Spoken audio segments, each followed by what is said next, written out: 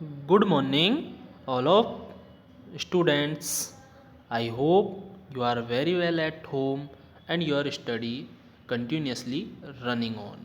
Students, आप सभी जो भी प्रीवियस वीडियो लेक्चर्स हैं उन्हें सीन करें, उनसे रीडिंग करें।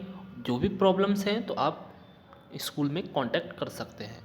तो स्टूडेंट्स, हम कल जान रहे थे हमारा साउंड के चैप्टर के बारे में, और साउंड में हमने जाना कि एक ह्यूमन जो है वो अपने ईयर से साउंड को किस तरह से सुन सकता है, हियर कर सकता है। तो हमने जाना बेटा कि जब हमारा जो आउटर ईयर है, जो कान का बाहरी हिस्सा है, इसके अंदर एक फनल यानी कैनाल होती है, एक पाइप की तरह, जैसे हमारी फनल लाइक शेप होती है हमारी ईयर की। ऊपर एक कीप होता है और नीचे नली की तरह अंदर हमारे कान के अंदर एक कैनाल जाती है, जिसमें जब साउंड एंटर करता है तो साउंड के वाइब्रेशन आगे जाके जो ईयर ड्रम है या मेम्ब्रेन है, ईयर कान का जो पर्दा होता है, जो झिल्ली होती है, उस पर जैसे ही हिट करते हैं तो उस मेम्ब्रेन के अंदर वाइब्रेशन उत्पन्न हो जाते हैं, वाइब्रेशन प्रोड्यूस हो जाते हैं, और वही वाइब्रेशन इनर ईयर के पास आगे की ओर मूव करते हुए वो सिग्नल हमें ब्रेन के पास जाते हैं, और ब्रेन के द्वारा हम उस साउंड को हियर करने की कैपेसिटी उत्पन्न हो जाती है। आज पढ़ेंगे हम हमारा 13.5 topic, amplitude, time period and frequency of a vibration. Amplitude देखिए बेटा, अब एक एक की मीनिंग्स मैं बता रहा हूँ। एम्पलीट्यूड, सबसे पहले एम्पलीट्यूड का मीन्स होता है आयाम। क्या होता है, आप अपनी बुक में राइट कर ले, आयाम। टाइम पीरियड, टाइम पीरियड को बोलते हैं बेटा आवर्तकाल। टाइम पीरियड को बोलते हैं आवर्तकाल, ठीक है। और फ्रीक्वेंसी को बोला जाता है तीव्रता। फ्रीक्वेंसी को बोला जाता है तीव्रता, ठीक है। तो इन तीनों के बारे में, कंपन का आयाम भी होता है, कंपन के अंदर उसका टाइम पीरियड भी होता है और उसकी फ्रीक्वेंसी भी होती है। तो एक एक के बारे में हम जानते हैं कि कौन सी चीज़ क्या होती है। वी हैव लर्न दैट, हम सीख चुके हैं कि the to and fro motion of any object is known as vibration.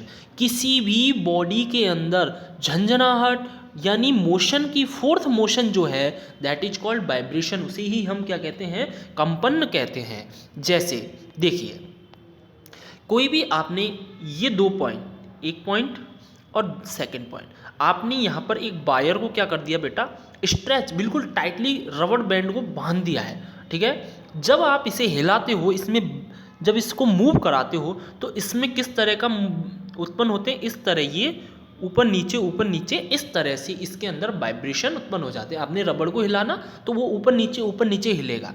तो यही motion that is called oscillatory motion, दोलन गति। ऑसिलेटरी मोशन, ऑसिलेटरी का मीन्स होता है बेटा दोलन। क्या होता है, दोलन गति। कौन सी गति, दोलन। अब आपने पढ़ा भी होगा, जब हम आपने एक घड़ी का पेंडुलम देखा है। घड़ी का पेंडुलम जो होता है वो इस तरह से, एक घड़ी में पेंडुलम लगा होता है, कभी वो इस साइड जाता है, फिर वो वापस इस तरफ आकर के दोबारा अदर साइड में जाता है। तो इस तरह से वो मोशन करता रहता है। यही मोशन क्या कहलाता है, ऑसिलेटरी मोशन कहलाता है, दोलन गति कहलाती है, ठीक है। Motion is called oscillatory motion, दोलन गति कहलाती है। You have already learned in earlier class about the oscillatory motion and its time period। आपने दोलन गति के बारे में और इसकी टाइम पीरियड के बारे में प्रीवियस क्लास के अंदर पढ़ लिया होगा। द नंबर ऑफ ऑसिलेशन पर सेकेंड इज कॉल्ड फ्रीक्वेंसी। यानी अब देखिए, समझते जाना एक एक चीज को। यानी एक कोई वायर है ये, तो एक सेकंड के अंदर ये कितनी बार दोलन करता है, कितनी बार ये हिलता है, कितनी बार इसके अंदर वाइब्रेशन उत्पन्न होते हैं, इससे उसकी फ्रीक्वेंसी कही जाती है, तीव्रता कही जाती है। तो फ्रीक्वेंसी क्या होती है, किसी भी कोई भी ऑब्जेक्ट हो या बॉडी हो जिसके अंदर पर सेकंड, एक सेकंड के अंदर जितने ऑसिलेशंस होते हैं, जितने दोलन होते हैं, जितने मूवमेंट होते हैं, वाइब्रेशन होते हैं, दैट इज कॉल्ड फ्रीक्वेंसी। और ऑसिलेशन, उन दोलनों की गति कहलाती है, उन दोलनों की तीव्रता। आपने किसी भी रबड़ को जोर से हिलाया तो वो ज़्यादा मूव करेगा, आपने धीरे से हिलाया तो वो कम मूव करेगा। तो वो उसकी डिपेंड करता है उसकी फ्रिक्वेंसी पर। किसी भी ऑब्जेक्ट की फ्रिक्वेंसी उसके दोलनों पर, ऑसिलेशंस पर निर्भर करती है। Frequency is express in hertz. Frequency की यूनिट क्या होती है बेटा? फ्रिक्वेंसी की यूनिट आप याद कर लें, फ्रिक्वेंसी की यूनिट जो होती है वो होती है हर्ट्ज। क्या होती है? हर्ट्ज होती है। इसको फ्रिक्वेंसी को किस में मेजर किया जाता है? हर्ट्ज में मेजर किया जाता है। It's symbol is H Z, underline कर लें, एच जेड से इसका सिंबल क्या होता है? H Z. हर्ट्ज को एच जेड से। A frequency of 1 hertz is 1 oscillation पर सेकेंड। और एक फ्रिक्वेंसी 1 हर्ट्ज क्या होती है? ए 1 ऑसिलेशन इन पर सेकेंड। 1 सेकेंड के अंदर 1 ऑसिलेशन जो होता है उसकी तीव्रता 1 हर्ट्ज के इक्वल होती है। यानी कहने का मतलब 1 हर्ट्ज जो होगा, 1 हर्ट्ज वो किसके इक्वल होगा? 1 ऑसिलेशन डिवाइडेड 1 सेकेंड। यानी पर सेकंड में 1 ऑसिलेशन जब होता है तो उसकी फ्रीक्वेंसी 1 हर्ट्ज के इक्वल होती है।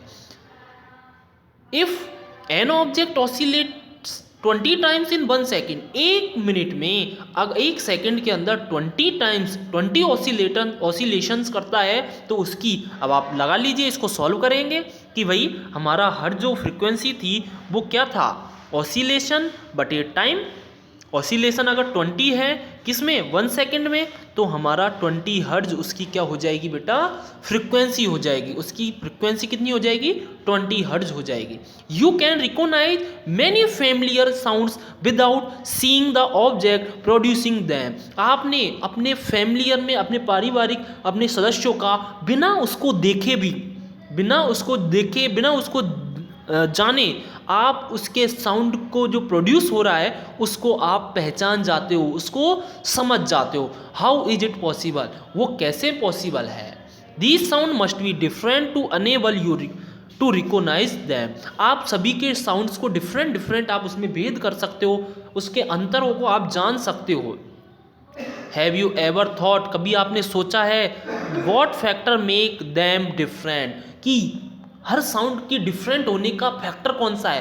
किसके कारण वो डिफरेंट साउंड होते हैं? तो दैट इज एम्पलीट्यूड। उसको बोला जाता है amplitude. Amplitude and frequency are 2 important properties of any sound. कि जो एम्पलीट्यूड है, जो आयाम है वो, और उसकी फ्रीक्वेंसी जो तीव्रता, ऑसिलेशन, जैसे देखिए हमने जाना कि किसी भी वायर के अंदर जो अभी हमने ये मोशन देखा, ये एक ऑसिलेशन है जो जितनी हाइट ये कवर करता है, एक ऑसिलेशन के लिए जितना हाइट ये कवर करता है, यही इसका आयाम एम्पलीट्यूड कहलाता है। क्या कहलाता है? एम्पलीट्यूड। एक ऑसिलेशन में जितनी हाईएस्ट लेंथ ये कवर करता है दैट इज एम्पलीट्यूड, और जितने ऑसिलेशन होते हैं वो उसकी फ्रीक्वेंसी कहलाती है। Can we differentiate sounds on the basic of their amplitude and frequency. अब जो ज़्यादा जोर से बोलेगा तो उसकी जो ज़्यादा तेज बोलता है तो उसकी ऑसिलेशन ज़्यादा होंगे, उसकी हाइट ज़्यादा होगी, उसका एम्पलीट्यूड ज़्यादा होगा। तो और किसी जो धीमे बोलता है उसके अलग अलग होते हैं। तो इस तरह से हम पहचान सकते हैं लाउडनेस, तीव्रता, जोर से बोलना, एंड पिच। पिच का मीन्स होता है बेटा, जैसे आपने देखा होगा किसी की आवाज़ बहुत पतली होती है, वुमेन्स की आवाज़ पतली होती है, लेकिन मेंस की आवाज़ कैसी होती है? मोटी होती है, यानी भारी होती है, हैवी होती है। तो वो पिच के अकॉर्डिंग होती है। देखिए, loudness of sound is proportional to the square of the amplitude of the vibration producing the sound. जो लाउडनेस होती है, साउंड की जो तीव्रता होती है, जो लाउडनेस है, इज प्रोपोर्शनल, व्युत्क्रमानुपाती है, to the square of amplitude, आयाम के स्क्वायर के। यानी जो फ्रिक्वेंसी होती है, देखिए फ्रिक्वेंसी जो होती है, तीव्रता आई, फ्रिक्वेंसी को आई, वो प्रोपोर्शनल होती है ए स्क्वायर के, आयाम के स्क्वायर के प्रोपोर्शनल होती है, समानुपाती होती है किसके? आयाम के स्क्वायर के। ठीक है। For example, if the amplitude becomes twice, अगर आपका एम्पलीट्यूड ट्वाइस कर दिया जाए तो आपकी लाउडनेस इंक्रीज 2 का स्क्वायर 4 टाइम्स हो जाएगी। आपकी लाउडनेस कितने टाइम्स हो जाएगी? 4 times. The loudness is express is a unit called decibel. याद रखना कि लाउडनेस को किस यूनिट में मेजर किया जाता है? डेसिबल में मेजर किया जाता है। किस में मेजर किया जाता है बेटा? Decibel, DB. The following given table gives some idea of the loudness. देखिए, नॉर्मल ब्रीदिंग की जो हमारी होती है वो 10 डेसिबल होती है। सॉफ्ट विस्पर, धीमे से फुसफुसाहट की 30 डेसिबल होती है। नॉर्मल कन्वर्शन 60 डेसिबल, आप जैसे बातचीत करते हो धीमे धीमे तो वो 60 डेसिबल की होती है। Busy traffic 70 decibel. Average factory यानी जो भी है वो 80 डेसिबल की साउंड होती है। जैसे डेसिबल में हम नापते हैं और हम कितनी तीव्रता को सुन सकते हैं, कितनी फ्रिक्वेंसी का साउंड सुन सकते हैं, तो ध्यान रखना 20 हर्ट्ज से लेकर 20 किलो हर्ट्ज, 20 हर्ट्ज से लेकर 20 किलो हर्ट्ज तक के साउंड को हम आसानी से ईजिली हियर कर सकते हैं, सुन सकते हैं। 20 हर्ट्ज से कम का साउंड नहीं सुन सकते, ना 20 किलो हर्ट्ज से ज़्यादा का साउंड हम नहीं सुन सकते। तो 20 हर्ट्ज से कम के साउंड कैट, डॉग सुन सकते हैं, जबकि 20 किलो हर्ट्ज से ज़्यादा के साउंड बैट सुन सकती है, चमगादड़ सुन सकती है। ठीक है। The loudness of sound depend on it's amplitude. किसी भी साउंड की जो लाउडनेस है, जो तीव्रता है, वो डिपेंड करती है, जो निर्भर करती है इस एम्पलीट्यूड, उसके आयाम पर निर्भर करती है। When the amplitude of vibration is large, अगर किसी भी वाइब्रेशन का एम्पलीट्यूड लार्ज है, ज़्यादा लेंथ कवर कर रहा है, the sound produce is loud, तो उसका साउंड जो है वो भी तेज निकलेगा, जो भी तेज। When the amplitude is small, तो साउंड प्रोड्यूस इज फीबेबल, यानी वो भी कम ध्वनि, तेज यानी धीमा साउंड निकलेगा। अगर उसकी फ्रिक्वेंसी, उसका एम्पलीट्यूड कम है तो साउंड भी हमें धीमा सुनाई देता है। अगर उसकी फ्रिक्वेंसी या उसका एम्पलीट्यूड ज़्यादा है तो हमें साउंड तेज सुनाई देता है। Compare the sound of A baby with that an adult. एक छोटे बच्चे का साउंड धीमा होता है किसके? एडल्ट के बजाय। तो आप इनमें डिफरेंस आसानी से कर सकते हो। Even if two sounds are equally loud they differ in some way. कभी कभी हमें साउंड्स समान ध्वनि की भी सुनाई दे जाते हैं। तो स्टूडेंट्स, आज के लिए इतना ही। नेक्स्ट वीडियो में हम और आगे की डिस्कस करेंगे। तो thank you for watching this video and good bye.